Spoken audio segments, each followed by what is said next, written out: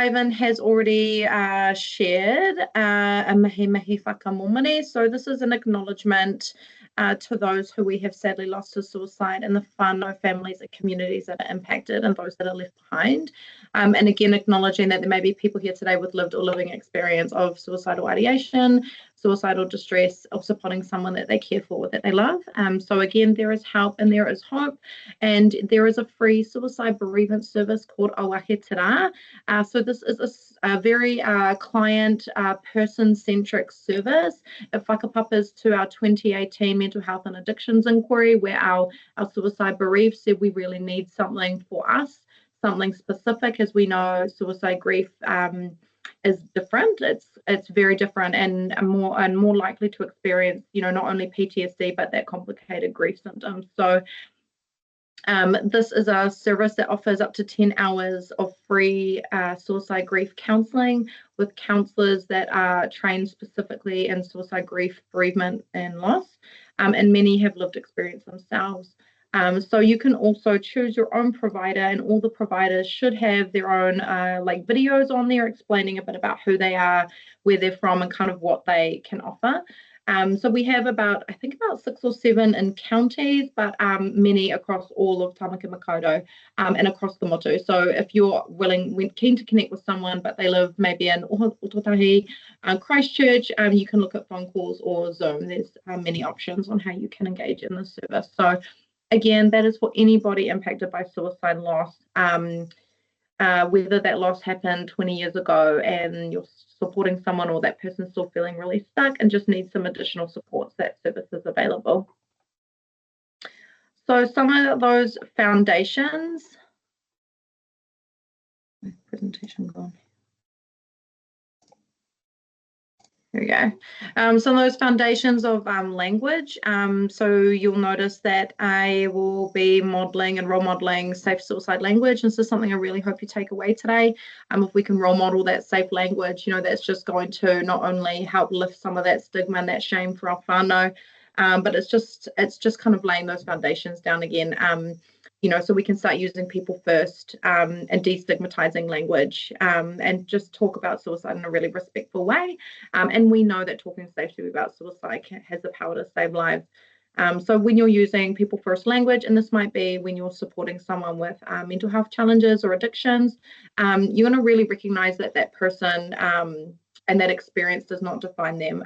So you will say something like a person who has died by suicide or thinking about suicide. And here you're going to look at, we've probably all done it, but one of the most common ones you might hear is that term committed suicide. Commit implies suicide as a crime, but we know that is, it's not been in the crimes Act since the 1960s here in New Zealand, but it absolutely drips with stigma and shame, right? So we're going to just, again, take it back to being really person-centric. So that person has lost life to suicide, or if that has not gone through the coronial process just yet, then suspected suicide. So again, without framing things as something positive or an achievement, leaning away from the terminology of successful, unsuccessful, completed, failed, and again, died by suicide or survived a suicide attempt. So again, when talking to someone who may be suicidal or has expressed some suicidal thoughts, you be really direct, be really hopeful, and encourage help seeking. And I really love this whakatauki, ki roto e te pauri, te marama e whiti ana, through perseverance and hope we will overcome. So really briefly, what we know here in Aotearoa, and some truisms that we know. Suicide is a real tragic, complex public health issue and is multifaceted. There's never a single reason why someone may take their own life. It's so complex, right? It can be preventable, but not predictable. There's no clinical risk prediction. There's no, sequence of events that occurs. And actually, we know from our evidence, those that have kind of gone through some of our maybe mental health systems or risk assessments, that actually 80% of people who die by suicide have been deemed, the risk being low. So it kind of takes away that, thoughts that people might have that this happens only for people that are experiencing, high risk, mental health challenges. And actually, we know that mental health isn't necessarily present the mental health challenges. So for New Zealand, actually globally, where there is some pretty stark gender inequities, our Indigenous peoples and our men, our tane, they can make up 75 to 77% of our stats. And here in NZ, our youth suicide rate is actually declining. It's been declining since the 18-19 year, but sadly the rate is higher than the national average. Our whānau Māori experience and carry a very heavy burden, inequitable burden of suicide, and our tane and rangatahi Māori. Our rainbow and transgender communities experience disproportionate levels of harm impacting on well-being, and actually it's worth noting, and I feel like this is really important to mention, is that for our our data collection, the coronial data collection, and the way that they're shared by the chief coroner every year, it's actually in a binary system. So it will only be shared as like male or female, and there's no the mana of some of our rainbow and trans whānau is not being upheld in that space. So it's something we really hope to see. And I would really encourage people to put forward, if they're making submissions as well, to our National Suicide Prevention draft action plan that's open for submissions at the moment.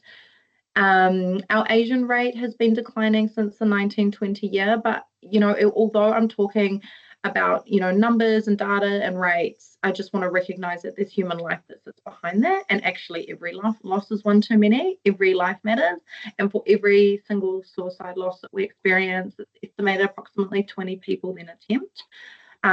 We know that up to 50% of the population is impacted by suicide loss or bereaved by suicide. There's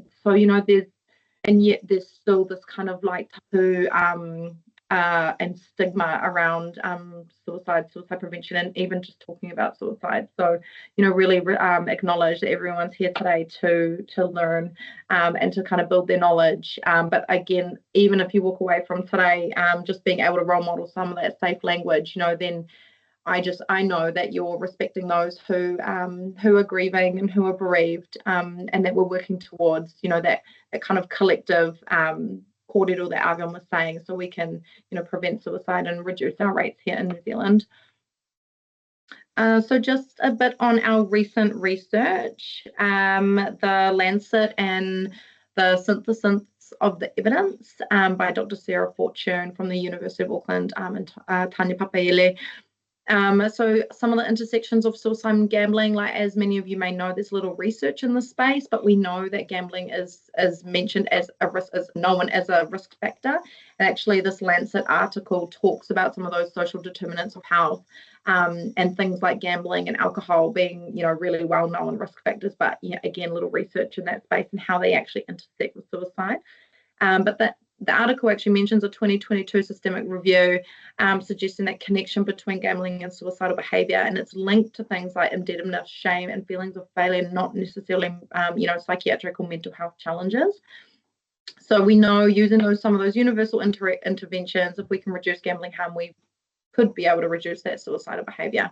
And again, what that might look like is, really complex and requires a whole of government, a whole of community approach. And again, looking at some of those, top-down, policies and things that we can do, like, minimizing some of our gambling outlets, or addressing some of those issues of, alcohol being present, or ATM machines being available inside gambling things. Like, how do we reduce some of those, the environments that drive gambling harm? And this recent synthesis of the evidence references does not actually mention gambling at all, but it does reference alcohol. And we know that there's that intersection between alcohol and gambling harm, but also very known here, especially in NZ, around the role that alcohol plays in suicide and suicide attempts. And I can link both those articles as well. They're really good articles just to get kind of like a real overview of, where the evidence is at in regards to suicide prevention and postvention. So some of the factors associated with suicide, and again, like, this looks like quite a wordy slide, but acknowledging, and I guess I really want to emphasize that it's so complex and so multifaceted. But again, we know from some of the research, there was a 2022 research piece done by our Suicide Mortality Review Committee on Ngatahi suicide here in NZ, And that kind of overwhelmingly concluded that colonization continues to impact our rangatahi suicide. So again, that's how do we address that?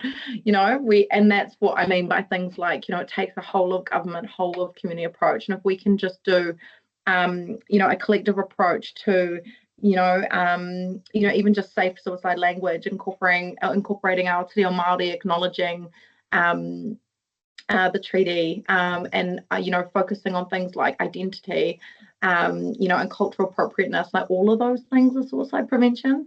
So yeah, again, looking at this, you have things like there is genetic and biological factors. Mental health difficulties, are a factor. Alcohol misuse, child adversity. We know that the ACEs, the more ACEs, the higher risk factors.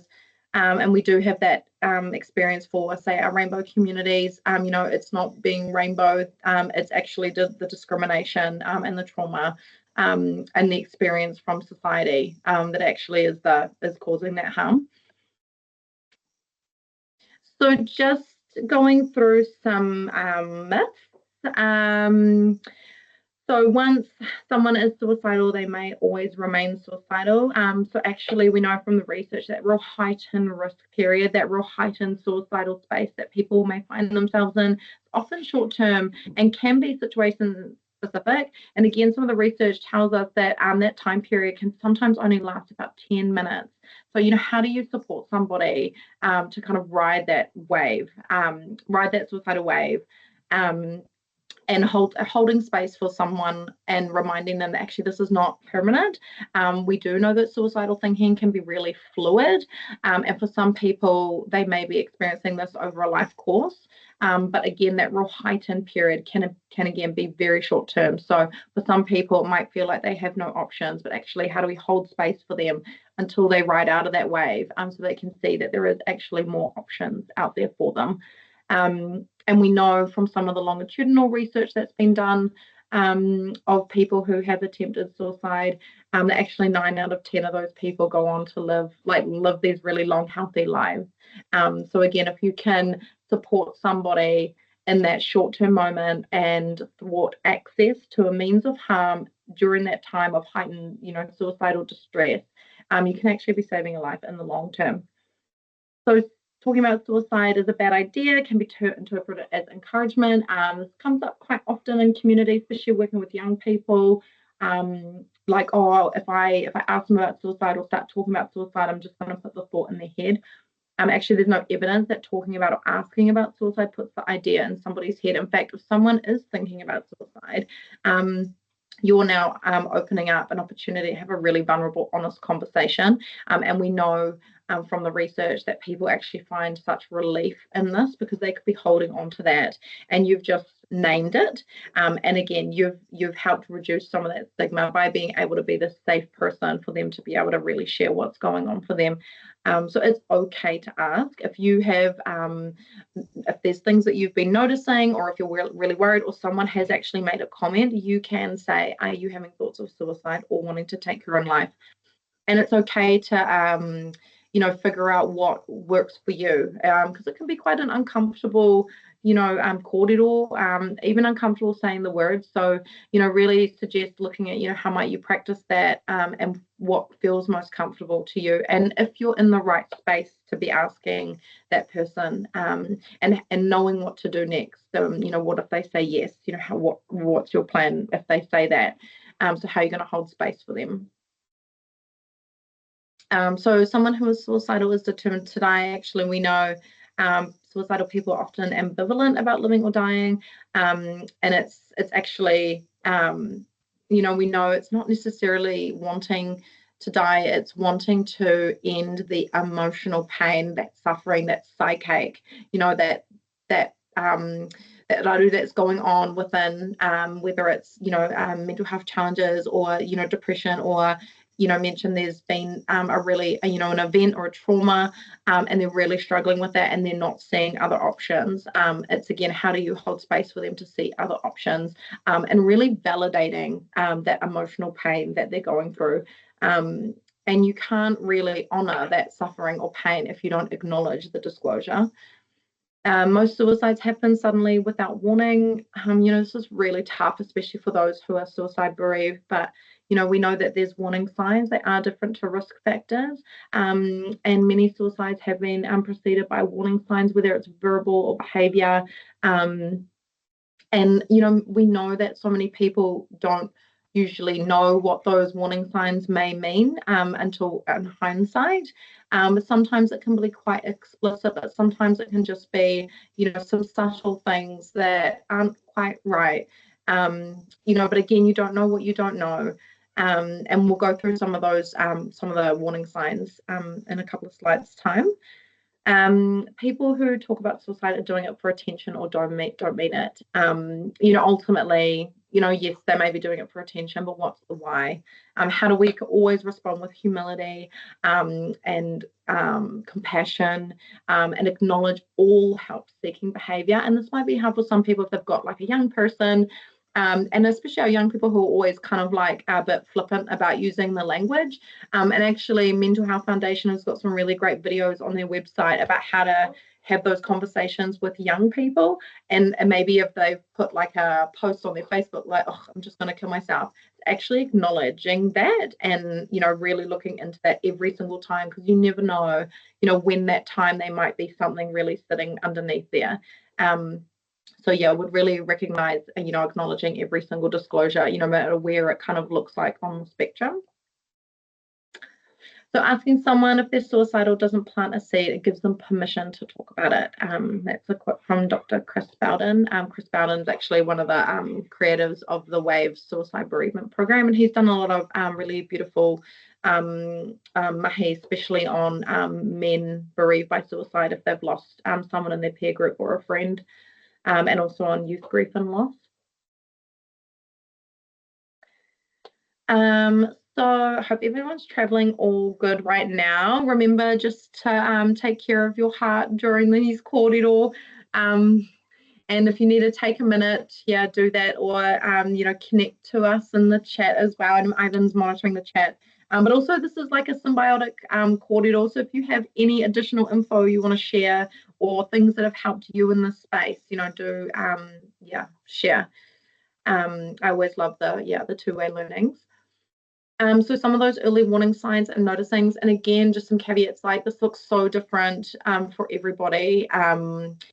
And it's everything is always so quite like unique to the person. And if you're supporting someone that you love, like your loved one, you know when you feel it in your puku, right? Like when something's a bit off.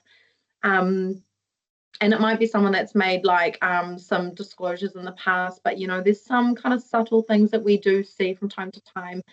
So some of the things you might hear them saying is things like, can't take it anymore, I'm tired, and that's like real like, physical, mental, emotional tiredness, just can't do this anymore. What's the point? The perceived burdensomeness, like feeling better off without me. And this might also be things like, we know for like our, people that have maybe tamariki, and we know again from the research with survivors that like they genuinely think that their families would be better off without them. So again, like how do you hold space for that? And again, help them see that that is not true, and that the brain really does play tricks on you sometimes. That thwarted belonging, I don't belong here. You might, and again, this is okay to ask if you're worried someone's been thinking about suicide, asking if they've Googled anything or researched anything online, because that could be an element of preparation. And again, we know from some of our social media platforms that algorithms can be really, really nasty. So I think it's really important to go beyond and ask if someone has searched on the internet or on their social media or Googled anything relating to, hurting themselves or suicide.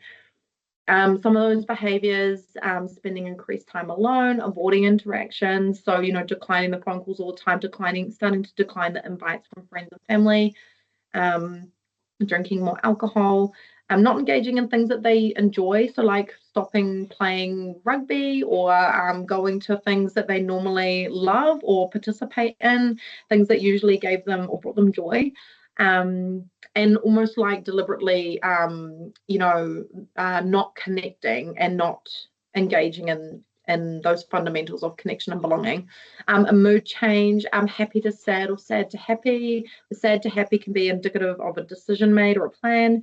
And again, if you're supporting someone with some safety planning, and you're talking about what some of their warning signs might look like, it's really important to get specific. What are those specific warning signs for that person if they've experienced maybe an attempt in the past?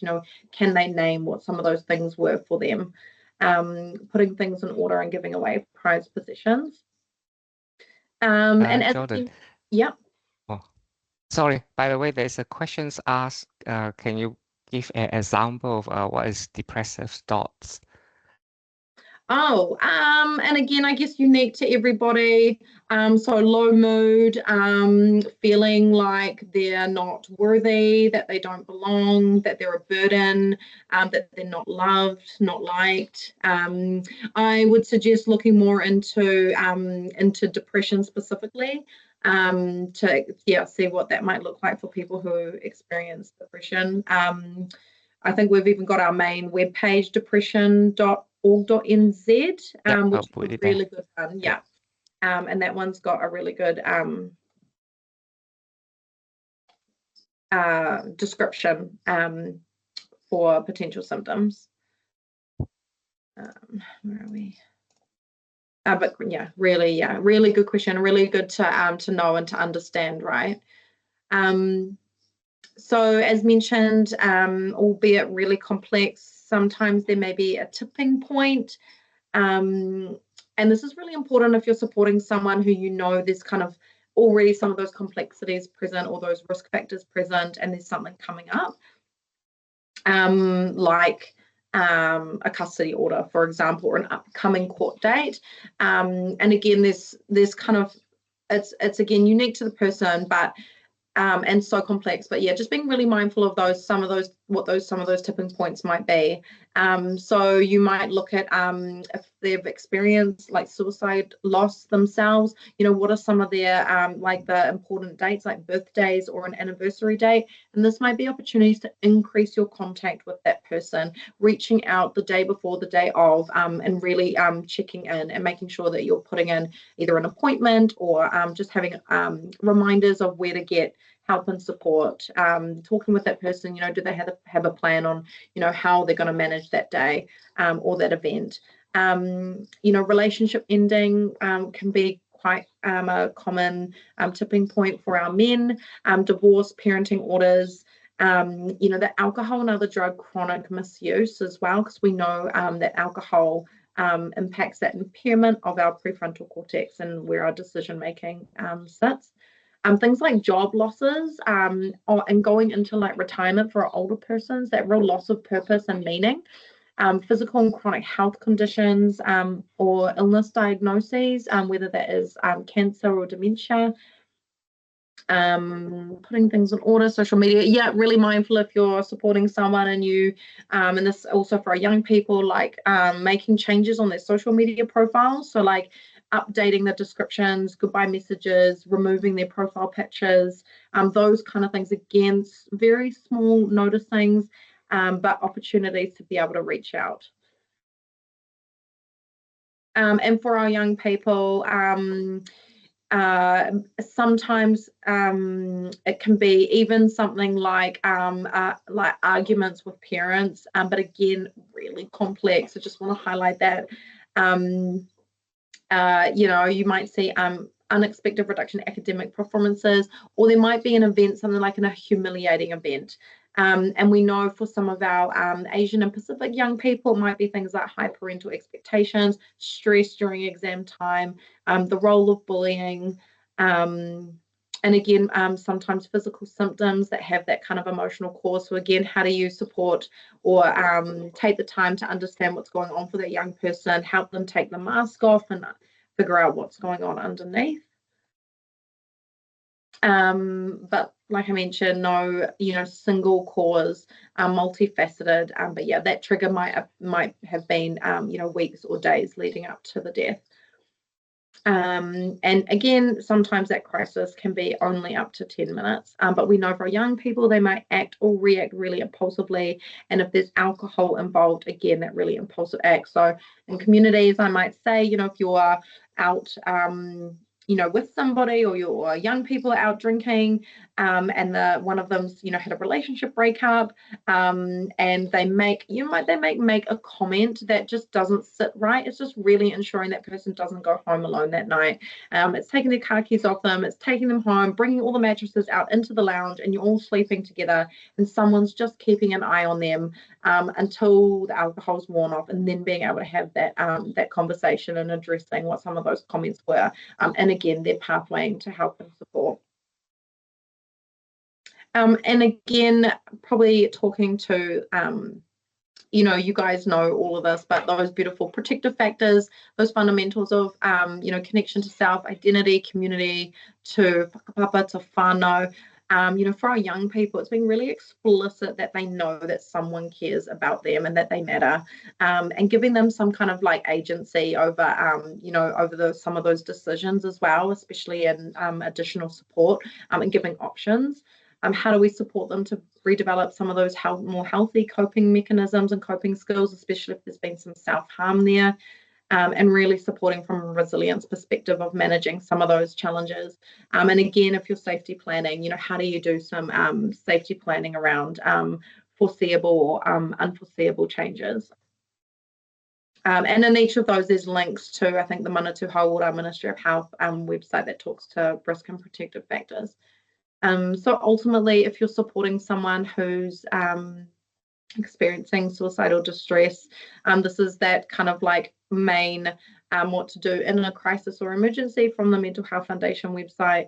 So you can call your local mental health crisis assessment team, or the main phone numbers. And I would really suggest, you're sitting with that person and you're supporting them to do that, or empowering them to do that if they're not with you, and just making sure someone can get to them so they're not alone. If there is risk to self, to harm to self or others, it's contacting emergency services. You can also take your loved one to the ED. It might be a long way, especially if you're out here in counties, a very long way. But you'll go through that triage system, and you will be able to see somebody from the intake team in mental health and addictions. So at least it's just knowing you'll be able to get that contact, and reminding someone that if they contact 1737 or Youthline or Lifeline, if that phone line gets cut off, or they can't get through, not to give up. Like, they deserve to get the help and support that they need. So never give up, and just keep going until someone answers. And sometimes people might say, I don't even know what to say, but you can just support them to just start off with saying, hi, I need help, or my name is, and then let the person on the phone line do the talking. And yeah, again, supporting them through this. It might be also supporting them to even book a GP appointment. So you're going to look at removing any obvious means of harm to self, so means of suicide. And again, like, for example, if they're living in the city, you're going to want to get them down to a single level accommodation. And yeah, just really mindful about how to access people accessing the means of harm. Because again, if you think about it, if you're looking at that 10-minute crisis period, and then someone has access to means of harm, that's where you can, thwart that access, and potentially save somebody's life. And for yourself, just being really calm, take some deep breaths, know that you're there. It's okay to say to somebody, if they've just told you that they want to take their own life and you're feeling a bit stunned and shocked, it's okay to say that. I think people would rather you just be honest and remind them that you're going to be there with them throughout, and again, with compassion. So again, making sure that you're safe in this space too. Just touching on social media, it's really important, and Ivan, we've done something about this recently with the wonderful Mark Wilson from Mental Health Foundation, but reporting safely about suicide and suspected suicide is really critical. So do refer to the social media guidelines when it comes to reporting on suicide.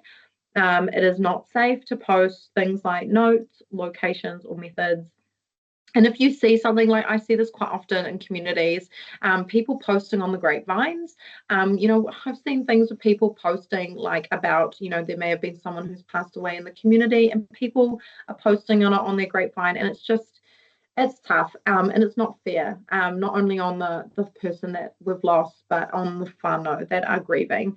So if you see something relating to suicide or self-harm on a grapevine, on Facebook or on social media, you can report it. Usually Facebook are pretty good. They can get something taken down pretty quickly. Every social media platform has you go through the reporting system and they have an option if that content is relating to self-harm or suicide.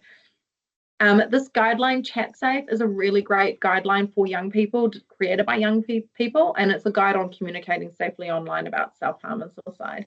So there might be young people wanting to talk about or set up a memorial page for someone that they've lost, or a celebrity, for example.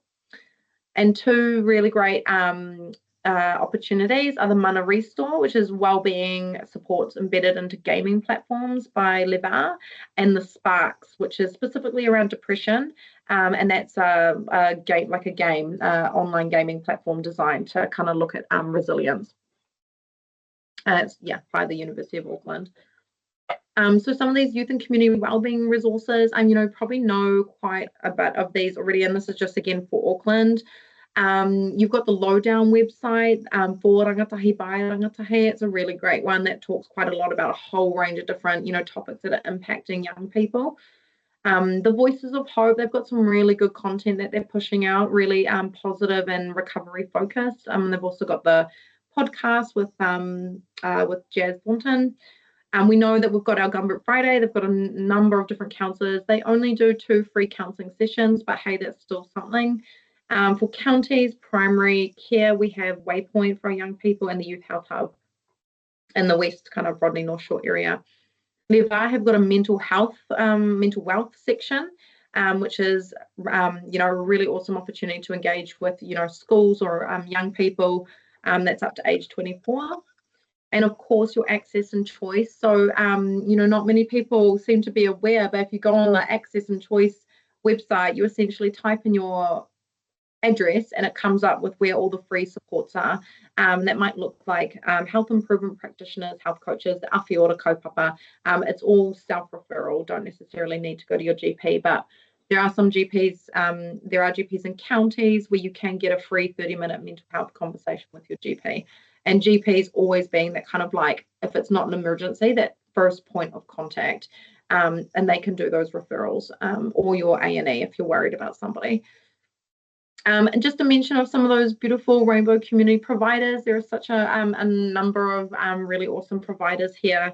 So again, being really mindful of our rainbow community that might experience a disproportion of harm. So if anyone wants to connect with any of these amazing organizations, just reach out. They just have such beautiful resources available on their websites, and it might be something like just making rainbow being visible in your space, like putting up some posters and being real respectful of pronouns. So hope everyone's traveling well so far. Apologies if I am talking too fast. Thank you, Ivan, for putting everything in the chat. You lovely person. So we're just going to go into postvention. So again, just recognizing that this is quite a tough space, but as I mentioned, there's always help and there's always hope. And no one should go through suicide loss alone. So this is one of the Mental Health Foundation, one pages. You can actually order these cards and all of their resources actually off the Mental Health Foundation website for free. They'll courier you a massive box to your place or workplace. And again, we know from the Mental Health and Addictions Inquiry, Suicide Bereaved have shared with us they want to be able to access this information and support in their places and spaces that they feel comfortable in their community, like their local libraries, for example. So again, it's really important to just have some of these resources like on display so people can take them and read them when they're feeling ready and when they're comfortable. This one's a really beautiful card. It's really helpful. Just one of those, focusing on self-care, And it might be that you hand this out to staff if there's been a loss in the community, but it really helps you think about some of the things that are really important, like taking care of your own health, taking care of you, and really giving yourself time to grieve. And it does mention where help is available, like victim support, GPs, counsellors. So a bit of an overview of about support in the community. So in that postvention space, so there's people in my roles, SPPCs across Whatu. We're all located in the previous DHB areas. So again, if you're in an area and you need to connect, do let me know. I'm happy to put you in touch. So some of us are prevention and postvention like myself, or we have people that are in roles like my colleague CJ, for example, and Whatu, Auckland, she covers just postvention. So postvention being after a suicide, after a suspected suicide.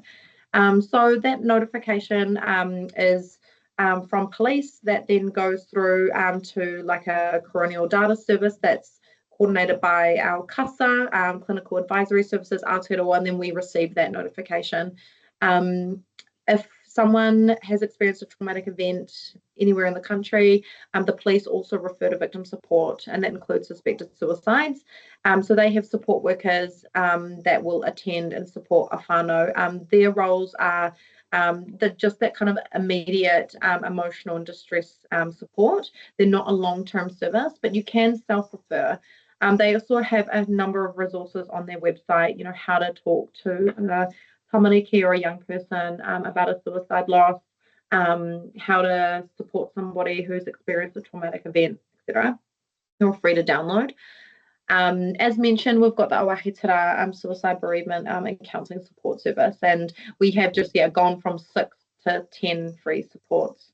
And I can send through, I've got a page of all our Auckland providers or our just counties providers. Yellow Brick Road. So the Yellow Brick Road is a really great organisation that supports families who are caring for a loved one with mental health challenges. But they're also trained now in our WAVES suicide bereavement program.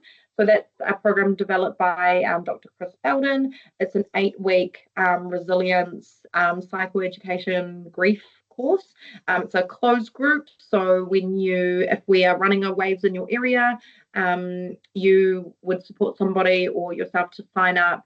It's recommended for 18 and over, and the bereavement have occurred at least 6 months ago. And then you would go through an interview process to see if you're feeling ready, and then it would be 2 hours once a week for 8 weeks. And that kind of goes through a series of, learning about grief and loss. And kind of core part of it is, that first story and second story, and that can really help people who are feeling a bit stuck in their grief. Solace is a peer support group, so that's open. Anybody can attend for however long they like, and that's connecting with peers who have lost somebody to suicide. So here in Auckland, we've got it's at the Community of St. Luke Church, and those facilitators are people with lived experience. And on the Mental Health Foundation website, there is a local suicide support group, Panui, you can download, and it has all the support groups across the country. The Grief Centre have a number of grief counsellors and actually webinars on grief as well. And afterasuicide.nz is a helpful website, and that kind of talks to a bit of that kind of coronial process. And it's a quite logistical, like step by step, this is what might happen, and here's some other resources and supports. But we also know, again, reaching out to the GP, getting supports from the health improvement practitioners, and access and choice. Just touching on like youth grief and loss, we know our young people grieve really differently, more active and more socially. Grief is such a personal experience. It's not linear. There's no timelines or time frames. One of the quotes I really love is grief is actually love looking for a home. So if you've got a young person, again, like putting them at the real center of that, giving them agency, giving them options of support, always checking in, letting them know that you're there to talk. Shelley Brunswick Matson has done some really great mahi with tamariki bereaved by suicide. She's got a really great TED talk actually on some of her findings and her research in this space. and her theory around mattering reinforcing care, so really reinforcing to our tamariki who are grieving or have lost to suicide, that they matter, and their voices matter, and that they can kind of have some of that agency about what their needs look like, whether that's, supporting them to, do they want their teachers to know, and what does that look like for them? So again, if you're supporting young people in a community, you're really going to look at wanting to avoid permanent memorial sites, including T-shirts. How do you support our young people and offer a temporary remembrance, like a minute of silence or a candle lighting ceremony? Always checking in around those important anniversaries, especially if there was something that happened in a public site. Always widening the support circle, encouraging our young people not to keep secrets, or always supporting just each other, really ensuring that there's those safe adults. And if it's not you as the parent, who within your whānau is a safe adult that your young person is willing to talk to. Youthline have got some info on grief and loss, and asking how they're coping and offer those safe and healthy coping mechanisms, and really supporting them around the social media space, particularly around like how do they do safe scheduling and dosing around their social media engagement, and supporting them to retrain their algorithm if they've gone into a bit of a rabbit hole in some of the dark content, because we know with those algorithms, like I said, they can be quite nasty. So encouraging them to kind of retrain it into more healthy content. So Kenzie's Gift, oh my gosh, beautiful website, has a number of free resources and supporting young people through grief, and actually a really good one for leading up to Christmas. So how do they, if this is a young person or a child that's got their first Christmas coming up without their loved one, how do they remember their loved one? It's like a 12 days of Christmas kind of corridor, and that's really focused on any young person experiencing grief or loss. Not necessarily to suicide, but I also have a couple of grief journals for children and young people that might be helpful if you're supporting a young person. But we also know from some of the research, actually 1 in 5 young people lose someone to suicide at some point before adulthood. So sadly, it can be quite prevalent in regards to, it might just be like a celebrity that they've really, really loved, or someone in the wider community, or one of their parents' friends. So yeah, really important to name it, and to ask them about it, and get them to kind of like process what that might look like. And this grief after a sudden or unexpected bereavement, Pānui, is also free to download on, again, Mental Health Foundation resource. If you're supporting someone who's come over from Australia, maybe for funeral proceedings, we've got the victim support version in Australia called Standby, and we can look at doing referrals to them as well. So that's always an option, so people don't feel like they're going back, back home and there's no support for them. We can ensure there's kind of like that handover, or that warm handover to support in their home country. So again, some wellbeing apps I really love. The Ha, this is a really beautiful like Indigenous sounds and meditation app. Manaaki Ora by the Centre for Māori Suicide Prevention. That's a really good one to look at, checking in on yourself or checking in on someone that you love. Virtual Hope Box, Headstrong for young people. Inner Boy, focused on our men. It's kind of like a 30-day challenge. If you're in counties, we can send through the Hawara Kite. It's pretty much a PDF of all the services available in counties. But really want to just emphasize, if you're doing safety planning with anybody, that the Manawa Safety Planning app, we've just been working on version 0.2, and we've really expanded our resources. But that's an opportunity to do safety planning, and that person will download it onto their phone, put in their name, it's personalized, and then you can kind of go through, what are some of their reasons to live, what are some of their own warning signs, who are their support people, and again, that's supporting someone who's maybe had a previous attempt, or has lost someone to suicide, who's experiencing distress or suicidal thoughts, and we know safety planning saves lives. If for young people under 16, you've got Kōwaia Ho, which is again free to download or order from the Mental Health Foundation resource. And of course, just a shout out to Asian Family Services for all your awesome resources that have been translated to so many different languages. So again, recognizing that it's kind of been like quite a overview of a whole bunch of different content, but we'll really encourage, continuing to further your upskilling and training in this space. So For our frontline non-clinical, you've got the Life Keepers. That's our national gatekeeper training. It's clinically and culturally safe. It's available in person or online via the e-modules for free. We've actually got one, the Mana Aki, which is a Kapa Māori version, coming up in Manukau in November. They also do Flow Talanoa, which is kind of like a 4-hour focus on our Pacific whānau, suicide prevention literacy, and the mental wealth kaupapa. Blueprint for Learning, doing their mental health and addictions 101. Their mental health webinars or sessions do have a module on suicide prevention, but not means restriction. The Assist AOK, they run a number of different, but at cost, workshops. Some of them are quite specific, so focused on employers and employees, supporting employees, or intervention training. Like they've got a 2-day intervention training, which is really intense and really heavy. So how do you physically support somebody in the moment if they're experiencing suicide attempt or distress? For Counties Manukau only, we've got our advocates. We've got a number of free upskilling in the community.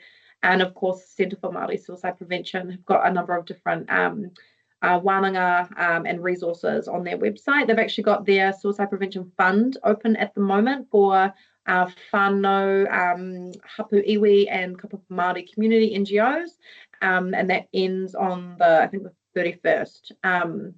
So if you're supporting a small kapa Māori organisation that have got an initiative they're really keen to roll out, I'd really encourage them to apply for that funding. And of course, Te Pau have got holding that space for mental health first aid, which is 2 days at cost, and they've just launched their youth-focused training as well. Oh, where I went. Here we go. So yeah, just coming on to the final slide, just recognizing that suicide is really complex, a societal issue, never a single reason. It can be preventable by way of restricting the access to means of harm, but not predictable. So if someone has made a disclosure, just pause and take a breath and check in with yourself first. Again, it's okay to be honest. Always responding with humility, not judgment, with compassion. We have 2 ears and 1 mouth for a reason. So how do we listen to understand, and what's the pain? What's that psychic or emotional pain that's going on underneath that disclosure? What's really going on with someone, or what's led them to that moment that's made them feel like they have no other options? How do we journey alongside that person and never leaving them alone, and widen that support circle for them as well? And really recognizing that, never underestimate that potential positive impact that your interaction may be, and it might be a suicide prevention intervention in itself, and that just might be asking someone if they're okay, but ask them if they're really okay. It might be giving someone that 1737 number or ringing the GP for them. And World Mental Health advocate Kevin Hines, he is a survivor of a suicide attempt off the Golden Gate Bridge in San Francisco, and he talks. He goes around the country, doing these talks, and he says things like, when he was on the bus that day, taking the bus out to the bridge. He was saying, like, if someone had just stopped him and asked if he was okay, if someone had just smiled at him that day, when he was sitting there with, tears down his face, someone had just interacted with him, it could have changed the entire trajectory, of his day. So yeah, just sometimes it's about recognizing that something's just not right and just leaning into that, even if it's a bit uncomfortable, but just, holding space for being real vulnerable. But ultimately, looking after your own well-being is really important too, because, we can't pour from an empty cup. So, you matter as well. So thank you for all your mahi that you do.